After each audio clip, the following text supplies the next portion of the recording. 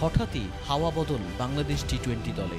সাফল্যের মুকুটে মোড়া ওয়ানডে ফরম্যাটের তুলনায় এখন অনেক বেশি চনমনে ক্রিকেট খেলছে টি-20তে। বহুদিন ধরে ভালো করতে না পারার যে আক্ষেপ, তা আরেকবার দূর করার উপলক্ষ পেল টাইগাররা আফগানিস্তানকে 2-0-তে হোয়াইট ওয়াশ করে। অবশ্যই ভালো লাগছে, কারণ ওদের সাথে আমরা টি-20তে খুব বেশি একটা ভালো রেজাল্ট ছিল না এর আগ পর্যন্ত। তো যেহেতু এরকম একটা সিরিজ জিততে পারলাম, এরকম কন্ডিশন স্পেশালি, আমার কাছে মনে হয় এটা আমাদেরকে সামনের দিকে আরও কনফিডেন্স দিবে ভালো রেজাল্ট করার জন্য। আমরা যারা 5-6 জন বলার আছি, আমাদের কাজটাই হচ্ছে ব্যাটসম্যানদের কাজটা সহজ করে দেয়া, এবং ওইটাই আমরা সবসময় চেষ্টা করি। এখানে ভালো একটা কম্বিনেশন হচ্ছে স্পিনার এবং পেস বলারদের ভালো একটা হেলদি কম্পিটিশনও হচ্ছে আমার কাছে যেটা মনে হয়, এবং এটা আসলে টিমের জন্য একটা ভালো দিক আমি মনে করি। শক্তিশালী ইংল্যান্ডের বিপক্ষে 3-0, আয়ারল্যান্ডের বিপক্ষে 2-1 আর সবশেষ আফগানিস্তানকে 2-0, অর্থাৎ এই 8 ম্যাচের 7টিতেই জয় বাংলাদেশের। টি-20তে তাই এই যেন নতুন এক বাঘের গর্জন। টি-20 মোমেন্টামটা খুব ইম্পর্টেন্ট।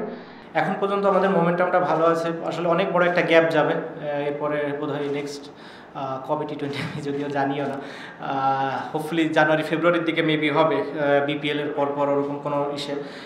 একটা জিনিস যেটা ভালো হয় যে বিপিএলের পরপর আমাদের দেশীয় প্লেয়ারদের পারফরমেন্সটা ভালো থাকে। আমি হোপফুল যে যখন বিপিএলটা হবে, ওখান থেকে যারা ভালো পারফর্ম করবে ওদেরকে নিয়ে যখন আমরা সামনের দিকে আগাবো, আমরা ভালো রেজাল্টগুলোই করতে থাকবো। দলের মোমেন্টামটা বদলে দেওয়ার কৃতিত্ব সবচেয়ে বেশি দিতে হবে তরুণ তাহিদ হৃদয়কে। সাথে শামীম শরীফুল আর অভিজ্ঞ লিটন তাসকিনদের মিশেলে কোনো দলকে আর পাত্তা দেওয়ার কিছু দেখছে না টি-20 বাংলাদেশ দল। তৌহিদ হৃদয়রা কিংবা যারাই আছে, এরা কিন্তু লাস্ট ওয়ার্ল্ড কাপের পর থেকেই আছে।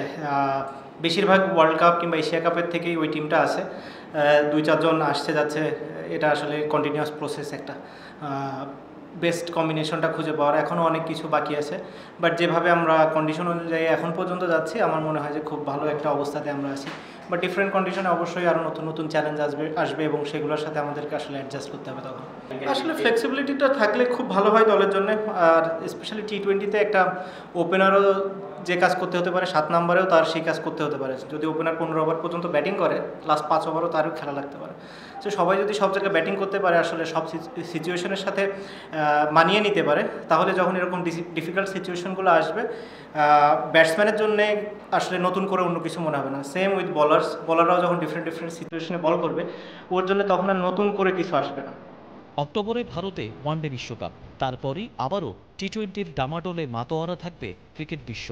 কারণ আগামী বছর জুনে ওয়েস্ট ইন্ডিজ আর যুক্তরাষ্ট্রে বসবে পরবর্তী টি-20 বিশ্বকাপের আসর।